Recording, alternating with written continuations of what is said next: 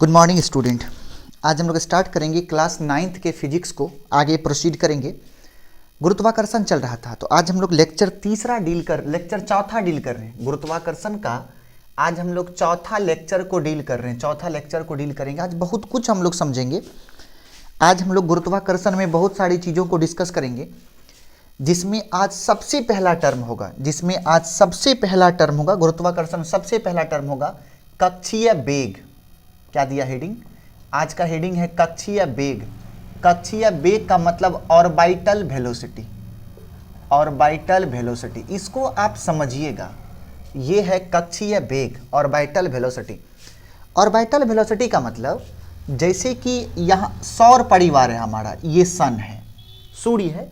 सूर्य के जस्ट बगल में बुध है, उसके बगल में शुक्र है, उसके बगल में पृथ्वी है, उसके बगल में बुध शुक्र पृथ्वी मंगल है, उसके बाद बृहस्पति है, उसके बाद शनि है, उसके बाद अरुण है और उसके बाद वरुण है।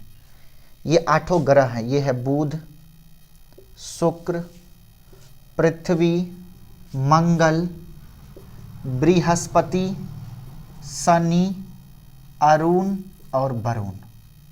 इस बात को समझिए। कौन कौन है? बुध है, शुक्र है, पृथ्वी है, मंगल है, बृहस्पति है, शनि है, अरुण है और वरुण है। ये सभी तो सभी के सभी ग्रह क्या करेगा, यहाँ गौर करिए। अपने अपने इस कक्षा में, ये कक्षा है बुध का, ये कक्षा है शुक्र का, ये कक्षा है पृथ्वी का। सभी क्या करेगा? अपने अपने कक्षा में घूमता रहता है और जितने समय में ये पूरा एक चक्कर लगा लेता है। मान लेते हैं कि ऑर्बिटल का पहला अक्षर ओ, वेलोसिटी का पहला अक्षर भी, तो इसको लिख दिए वी नॉट। वी नॉट का मतलब ओ से ऑर्बिटल, भी से वेलोसिटी, इसका मतलब ऑर्बिटल वेलोसिटी। हिंदी में बोलेंगे तो कक्षीय वेग। तो मान लेते हैं कि ये वी नॉट से जो है अपनी कक्षा में घूम रहा है। अब देखेंगे सर ये क्या है? ये पृथ्वी है, ये पृथ्वी है। उसी प्रकार ये सूर्य है, तो सूर्य क्या कर रहा है? पृथ्वी को अपनी तरफ खींच रहा है। ये क्या हो गया? ये है सौर परिवार, ये है सौर परिवार। तो ये जो गति है, ये गति किसका है? पृथ्वी का ऑर्बिटल वेलोसिटी है। समझिए बात को। ये किसका है? ये पृथ्वी का ऑर्बिटल वेलोसिटी है। उसी प्रकार ये जो वेलोसिटी है, ये बुध का है, ये शुक्र का है, ये पृथ्वी का। सभी को अपना अपना क्या हो रहा है? अलग अलग सबका वेग है और सबको अपनी कक्षा में एक चक्कर लगाने में जो समय लगेगा उसी को हम लोग टाइम इंटरवल या टाइम पीरियड कहते हैं, आवर्तकाल कहते हैं। सबका अलग अलग आवर्तकाल है। याद होगा बताए थे कि बुध का आवर्तकाल होता है 88 दिन और वरुण का होता है 165 वर्ष और पृथ्वी का कितना होता है? पृथ्वी का 365 दिन। ये जो आवर्तकाल बता रहे हैं, ये आवर्तकाल कौन चीज का है? ये जो आवर्तकाल बता रहे हैं, ये कौन चीज का आवर्तकाल है? ये आवर्तकाल है पृथ्वी को पूरा एक चक्कर लगाने में जो समय लगेगा सूर्य के चारों ओर। पृथ्वी के पास 2 गतियां हैं, एक है दैनिक गति और एक है वार्षिक गति। एक है दैनिक गति और एक कौन सा है? एक है वार्षिक गति। वार्षिक गति का आवर्तकाल 365 दिन या इसी को आप 1 वर्ष या 1 साल कहते हैं और दैनिक गति का आवर्तकाल 12 घंटा है। दैनिक गति का आवर्तकाल 12 घंटा है। दैनिक गति का आवर्तकाल 12 घंटा है। ये बात समझे। अब हम लोग जो स्टडी कर रहे हैं, आपको हमने ये कहा था कि पृथ्वी जो है वो पृथ्वी के अगल बगल भी बहुत सारे ग्रहों का, उपग्रहों का गति होता है। तो आज हम लोग ये फिट करना चाहते हैं, समझने की कोशिश करना चाहते हैं कि मान लेते हैं ये पृथ्वी है, ये पृथ्वी है। अब पृथ्वी का द्रव्यमान कितना लेते हैं आप? m। पृथ्वी के चारों ओर एक दूसरा ग्रह है जो उसके चारों ओर घूम रही है। ये पृथ्वी है, ये पृथ्वी का केंद्र है, ये पृथ्वी का त्रिज्या है। त्रिज्या कितना? r। अगर पृथ्वी का मास कितना मानते हैं? बड़का m। मान लेते हैं कि एक छोटा ग्रह है m, जिसका मास है m। ये पृथ्वी के चारों ओर इस कक्षा में घूम रही है। ये वो ग्रह है सर जो पृथ्वी के सबसे नजदीक है। देखिए ना, पृथ्वी के मतलब लगभग पृथ्वी के सतह के आसपास है, सबसे नजदीक है। और मान लेते हैं इसका जो गति है, इसका जो वेग है, ऑर्बिटल वेग, वो कितना है? v not. गौर करिएगा। सर पृथ्वी और इस मास के बीच में एक फोर्स लगेगा, गुरुत्वाकर्षण फोर्स। इस फोर्स का मान कितना हो गया F।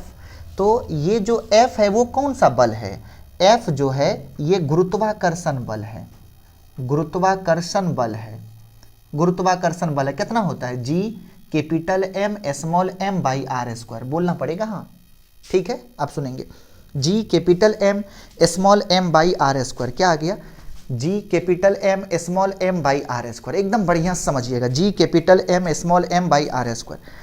अब मेरा ये कहना है कि अगर अब आप थोड़ा सा एक वृत्तीय गति समझिए कि यदि कोई भी वस्तु किसी सर्किल वृत्त के कक्षा में घूमती है, अगर कोई भी वस्तु वृत्त के किसी कक्षा में घूमती है तो उसका जो वेग होता है, उसके उस पर जो एक अभिकेंद्र बल लगता है, एक जो सेंट्रीपिटल फोर्स लगता है, ये जो F है वो है अभिकेंद्र बल, वही अभिकेंद्र, वही गुरुत्वाकर्षण बल बन जाता है अभिकेंद्र बल, और उसका फॉर्मूला होता है mv² बाई आर। गौर करिए दोनों का LHS क्या है, बराबर है, तो RHS भी क्या होगा, बराबर होगा। इसीलिए mv0² बाई आर बराबर G बड़का M छोटा m by R square. m के साथ m कट गया, एक r के साथ एक r कट गया, इसीलिए v0 बराबर क्या हो गया, v0 बराबर हो गया G capital M by R, G capital M by R. गौर करिएगा ये है कक्षीय वेग, कक्षीय वेग का फॉर्मूला क्या बना, आज आपके सामने कक्षीय वेग मतलब उसको सूचित v0 से करेंगे, फॉर्मूला क्या बन गया G capital M by R root under G capital M by R root under G capital M by R. अर्थात जैसे कि अगर दो व्यक्ति हों, एक व्यक्ति का द्रव्यमान 10 kg और एक व्यक्ति का द्रव्यमान 8 kg, या एक व्यक्ति का द्रव्यमान 100 kg, समझिए द्रव्यमान कितना बड़ा डिफरेंस है, एक का द्रव्यमान 10 kg और एक का द्रव्यमान 1000 kg या 100 kg। अगर उस दोनों व्यक्ति को पृथ्वी के इस कक्षा में रख दिया जाए तो दोनों का जो कक्षीय वेग है वो समान होगा, क्योंकि कक्षीय वेग जो है वो वस्तु के का मास जो छोटका m है उस पर गौर करिए डिपेंड नहीं करता है, अच्छे से गौर करिए, उस पर डिपेंड नहीं करता है, उस पर डिपेंड नहीं करता है। इसका मतलब है कि v0 का जो वैल्यू होता है, तो यहाँ पे एक नोट लिखेंगे आप कि कक्षीय वेग वस्तु के द्रव्यमान पर निर्भर नहीं करता है, वस्तु के द्रव्यमान पर निर्भर नहीं करता है। एक नोट एक हुआ।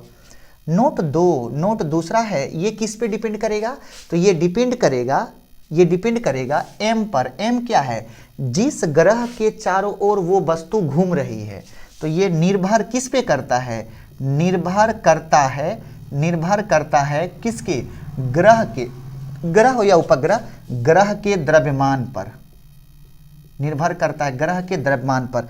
तीसरा नोट देखेंगे, तीसरा किस पे, और ग्रह का जो केंद्र है उससे दूरी पर, उसके बाद निर्भर करेगा ऊंचाई पर निर्भर करता है, ठीक है। वस्तु का कितना द्रव्यमान है उस पर निर्भर नहीं करेगा, वस्तु जो है वो जिस ग्रह के चारों ओर वस्तु को आप घुमाना चाहते हैं उसके द्रव्यमान पर निर्भर करेगा, उसके द्रव्यमान पर निर्भर करता है।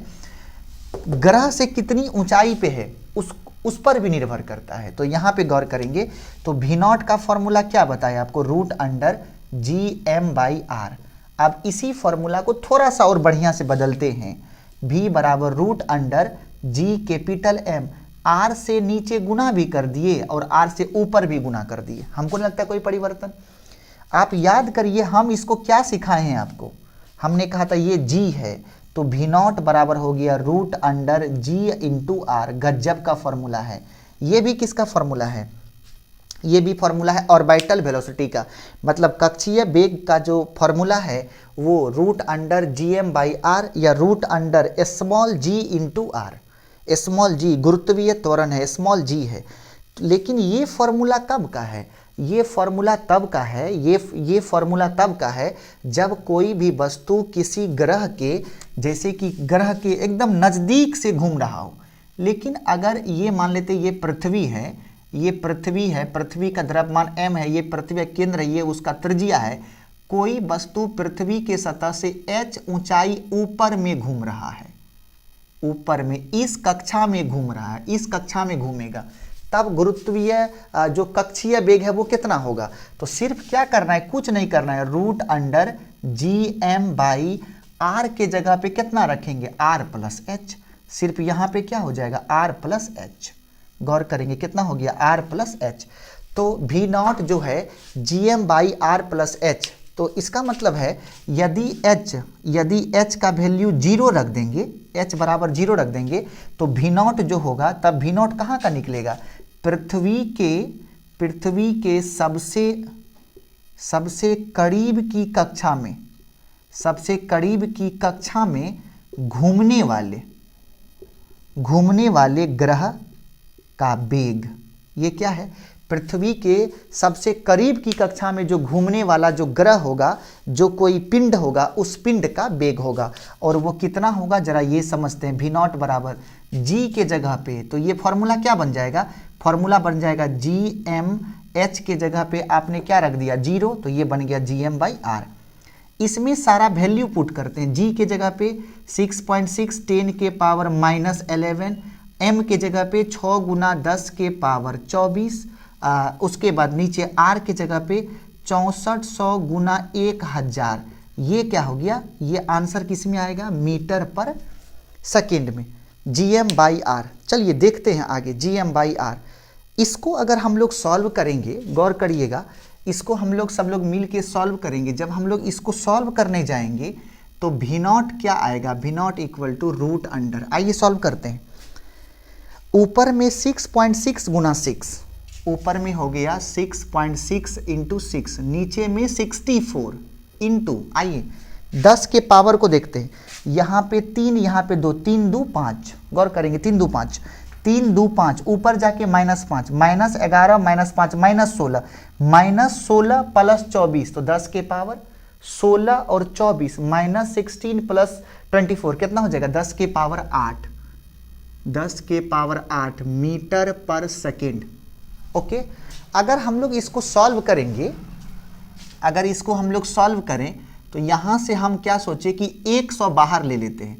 100 बाहर लेंगे तो ये कितना हो जाएगा, गुना 100 अंदर ले लिए, नीचे में कितना हो गया 64, अब बाहर कितना निकल गया 10 के पावर 3 मीटर पर सेकेंड, 10 के पावर 3 मीटर पर सेकेंड। अब जरा समझिएगा, तो इसको जब हम लोग सॉल्व करेंगे तो V0 बराबर 6.6, 6 से गुना कर देंगे, 6 6 के 36, 36 3 39, एक दशमलव के साथ 0 कट गया और एक 0 आ गया, बटा में कितना हो गया 64, गुना 10 के पावर 36, 36 3 39, ठीक है, 3960 गुना 10 के पावर 3 मीटर पर सेकेंड।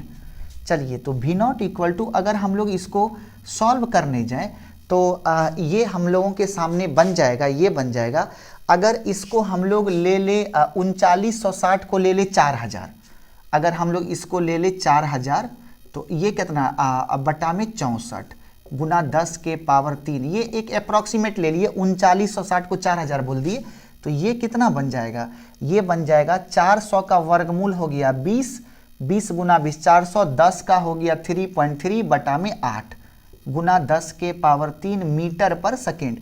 अगर हम लोग भाग करें इसमें तो ये क्या बन जाएगा 33 दूना 66 बटा 8 गुना 10 के पावर 3 मीटर पर सेकेंड। तो V0 कितना हो जाएगा, V0 हो जाएगा कितना हो गया 8 7 56, 8 7 56, देखिएगा 8 7 56, 8 8 64, 8 8 64, 8.2 हो गया, 2 20, 8 दूना 16, 4 हो गया 8.25 10 के पावर 3 मीटर पर सेकेंड, मीटर पर सेकेंड, 8.25 10 के पावर 3 मीटर पर सेकेंड कितना आ गया, ऑर्बिटल वेलोसिटी 8.25 10 के पावर 3 मीटर पर सेकेंड। ये कहानी किसका है, ये कहानी है ऑर्बिटल वेलोसिटी का।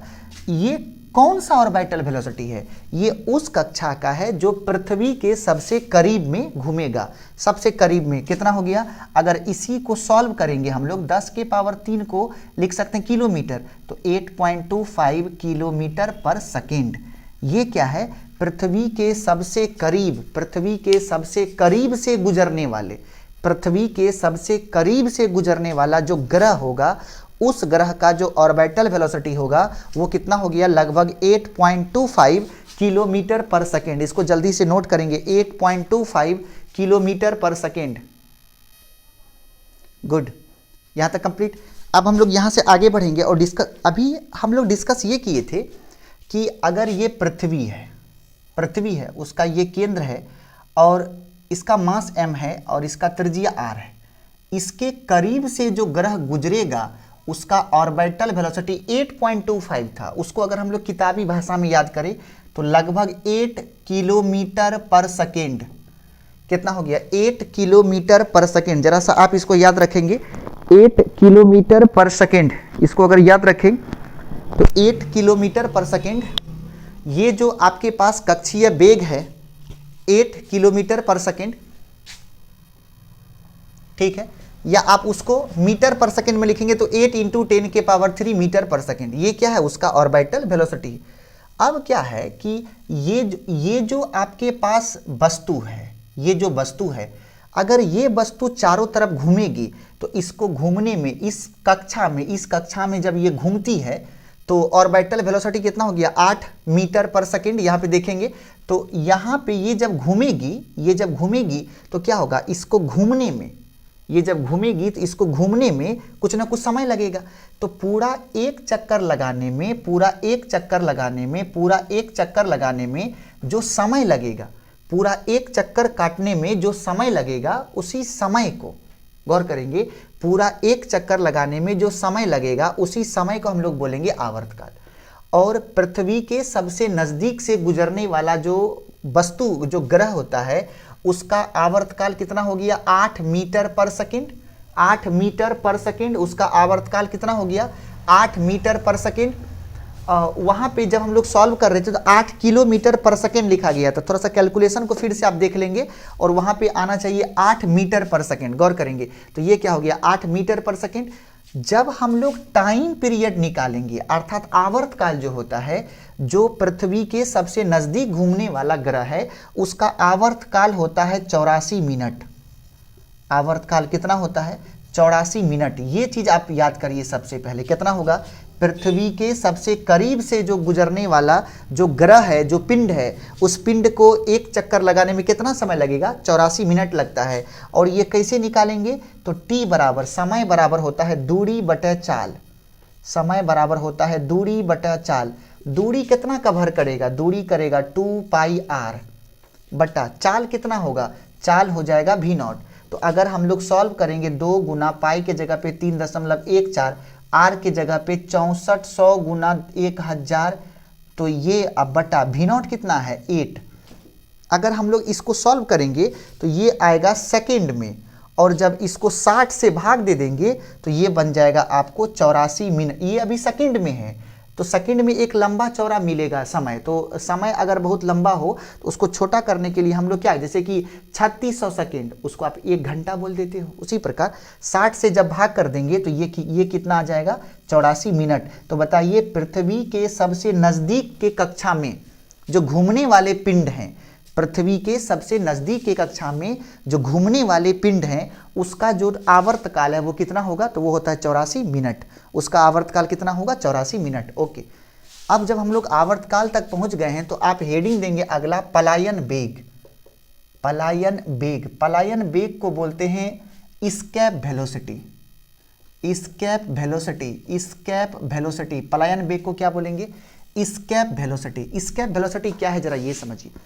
एस्केप वेलोसिटी का मतलब होता है, इसका परिभाषा बस आप जान लें और इसका फॉर्मूला और कुछ एग्जाम्पल्स जो बहुत इंपॉर्टेंट है। सबसे पहली बात कि एस्केप वेलोसिटी है क्या, बोल रहा है कि पृथ्वी के सतह पर दिए जाने वाले वैसा वेग, समझिए, पृथ्वी के सतह पर दिए जाने वाला वैसा वेग जिससे कोई भी वस्तु पृथ्वी के गुरुत्वाकर्षण क्षेत्र से बाहर चले जाए।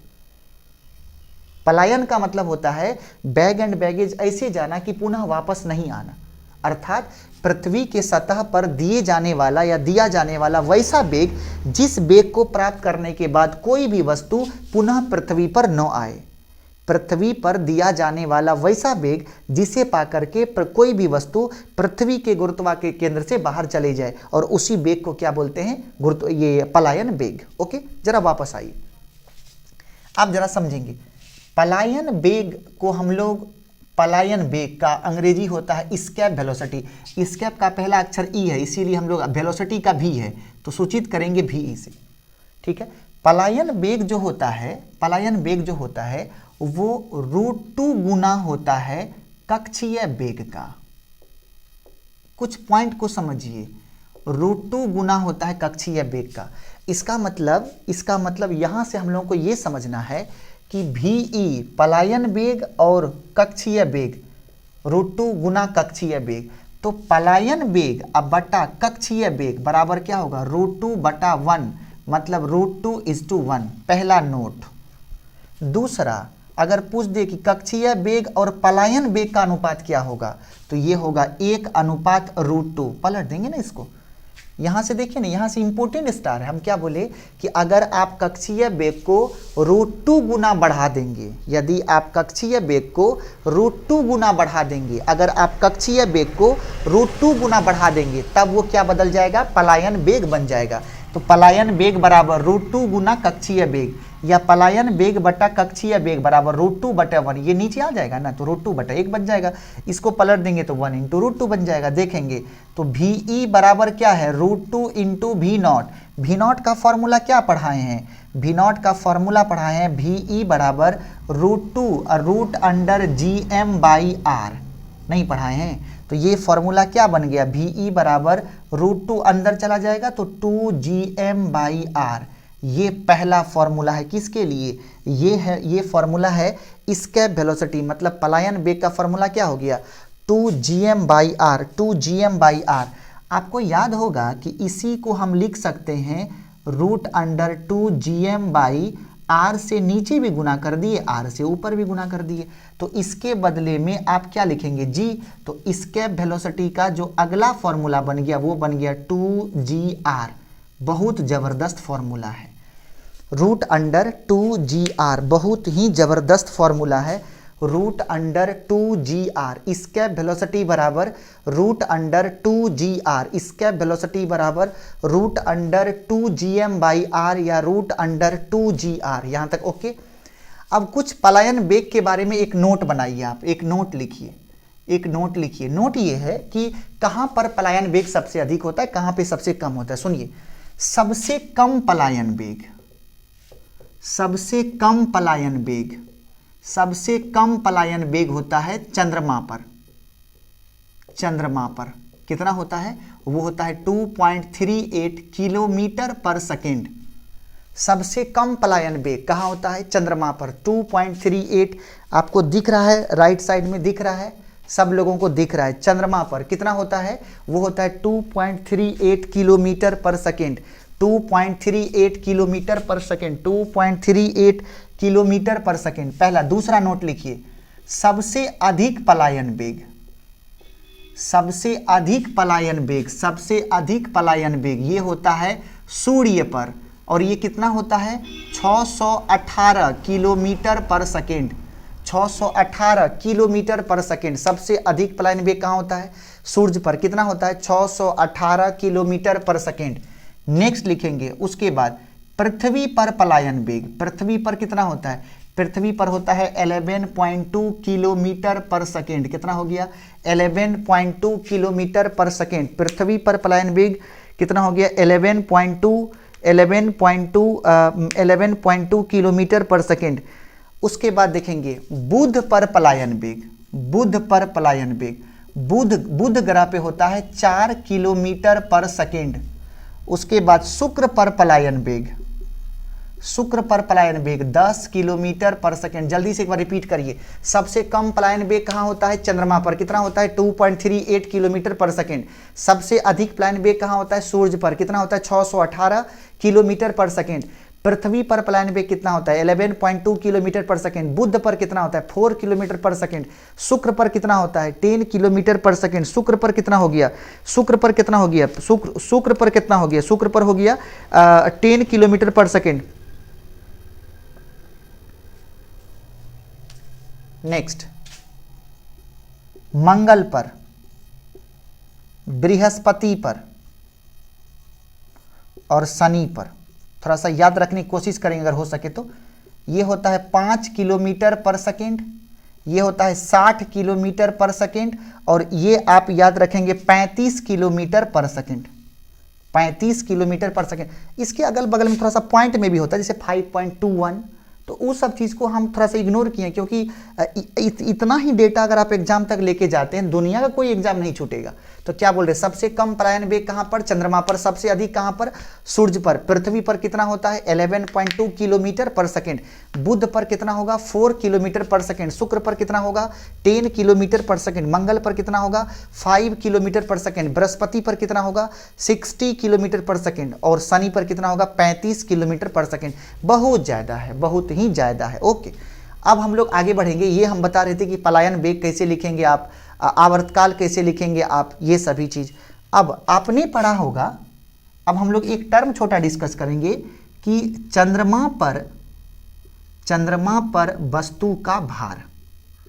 चंद्रमा पर वस्तु का भार, सुनिएगा, कहा गया है कि पृथ्वी पर गुरुत्वीय त्वरण, भार जो होता है, भार किसी भी ग्रह पर भार बराबर होता है m/g। मतलब उस वस्तु का द्रव्यमान गुना उस वस्तु पर का गुरुत्व, क्योंकि हर ग्रह का अपना गुरुत्वाकर्षण बल है। ये बात आप समझिए, हर ग्रह का अपना गुरुत्वाकर्षण बल है। और हर ग्रह का अपना गुरुत्वाकर्षण बल क्यों है? क्योंकि हर ग्रह का अपना गुरुत्वीय त्वरण है। हर ग्रह का अपना गुरुत्वीय त्वरण होने की वजह से सबका जो जी होगा वो अलग अलग होगा। जैसे पृथ्वी पर जी कितना? लगभग 10, और चंद्रमा पर जी कितना? 10 का छठा भाग। इसीलिए ये अगर ये जो mg है, तो पृथ्वी पर वस्तु का भार, पृथ्वी पर वस्तु का भार कितना लिखते हैं? mg। और चंद्रमा पर वस्तु का भार, चंद्रमा पर वस्तु का भार कितना लिखते हैं? mg/6। mg/6, ये समझिए। अर्थात हम ये समझाना चाहते हैं, छोटे स्टार में बहुत बार इसको पूछ देगा आपको, एसएससी सब बहुत पसंद करता है इस क्वेश्चन को। वो पसंद इस रूप में करता है कि पृथ्वी पर वो ऐसे पूछेगा कि अगर किसी वस्तु का द्रव्यमान, इन सभी क्वेश्चन को आप नोट करिए, जैसे हम बोलेंगे अगर किसी वस्तु का द्रव्यमान पृथ्वी पर 10 kg है तो चंद्रमा पर कितना होगा? सर, द्रव्यमान चाहे पृथ्वी पर 10 kg हो तो दुनिया के हर कोने में 10 kg होगा। अगर पूछ दे कि पृथ्वी का द्रव्यमान 10 kg, पृथ्वी पर किसी वस्तु का द्रव्यमान 10 kg है, तो बताइए चंद्रमा पर कितना होगा? 10 kg ही होगा। सर, द्रव्यमान नहीं बदलता है, भार बदलता है, भार बदलता है। अगर पूछ दिया जाए कि पृथ्वी पर जी का मान कितना? पृथ्वी पर हो गया 10 मीटर पर सेकंड स्क्वायर। चंद्रमा पर कितना? 10/6। चंद्रमा पर जी का मान पृथ्वी से 1/6 है। जी का मान 1/6 है, तो जी का मान 1/6 होने से वहां पे भार 1/6 हो जाता है, 1/6 हो जाता है। इस बात को समझिए। अर्थात यदि किसी वस्तु का भार पृथ्वी पर 60 न्यूटन है, भार का मात्रक न्यूटन, अगर किसी वस्तु का भार पृथ्वी पर 60 न्यूटन है तो चंद्रमा पर जाकर के 60/6 मतलब 10 न्यूटन हो जाएगा। समझिए, अगर पृथ्वी पर किसी वस्तु का भार 30 न्यूटन है, न्यूटन, केजी नहीं, न्यूटन, न्यूटन भार का मात्रक है और केजी द्रव्यमान का मात्रक है। द्रव्यमान एकदम नहीं बदलेगा, भार क्या होगा? 1/6 हो जाएगा। तो अगर पृथ्वी पर किसी वस्तु का भार 60 न्यूटन है या 30 न्यूटन है तो चंद्रमा पर 30/6 मतलब 5 न्यूटन होगा। अर्थात हम ये समझाना चाहते हैं कि अगर ये पृथ्वी है तो यहाँ का त्वरण g है, अगर ये चंद्रमा है तो यहाँ का त्वरण हो जाता है g/6। यहाँ का त्वरण कितना हो जाता है? यहाँ का त्वरण कितना हो जाता है? g/6। तो हम लोग क्या समझे कि पृथ्वी पर का त्वरण g है तो चंद्रमा पर का त्वरण कितना हो जाता है? g/6। और यही g/6 होने की वजह से यहाँ का भार होता है mg और यहाँ का भार होता है m/g/6। इसीलिए हम लोग कहते हैं कि चंद्रमा पर किसी वस्तु का भार पृथ्वी पर के भार का 1/6 गुना हो जाता है। यहाँ तक कोई दिक्कत? तो हम लोग क्या देखें कि वस्तु का जो भार है, पृथ्वी पर ही किसी वस्तु का भार अलग अलग जगह अलग अलग होता है। जैसे पृथ्वी पर है तो हम लोग का भार अधिकतम होगा, पृथ्वी के अंदर घुसते जाएं तो जी का मान घटता है तो हम लोग का भार घटता चला जाएगा। पृथ्वी के ऊपर जाने पर फिर से जी का मान घट रहा है तो हम लोग का भार घटता चला जाएगा। हम ही लोगों का भार पृथ्वी पर ही अलग अलग जगह पर अलग अलग होगा। हम लोगों का भार जो भूमध्य रेखा है, जो इक्वेटर है, वहाँ पे भार कम होगा, कम खुद को हल्का फील करेंगे। लेकिन अगर हम ही लोग ध्रुव पे चले जाएं तो थोड़ा सा खुद में भारी फील करेंगे। क्यों? क्योंकि जी का मान भूमध्य रेखा पर थोड़ा सा कम होता है और ध्रुव पर सबसे अधिक होता है। ये थोड़ा सा चेंज आता जाता रहेगा, तो इस चीज़ से हम लोगों को डरना नहीं है। ओके ओके, तो हम लोग इस लेक्चर को यहाँ तक रखेंगे और अगले लेक्चर में यहाँ से आगे डिस्कस करेंगे। तब तक के लिए धन्यवाद।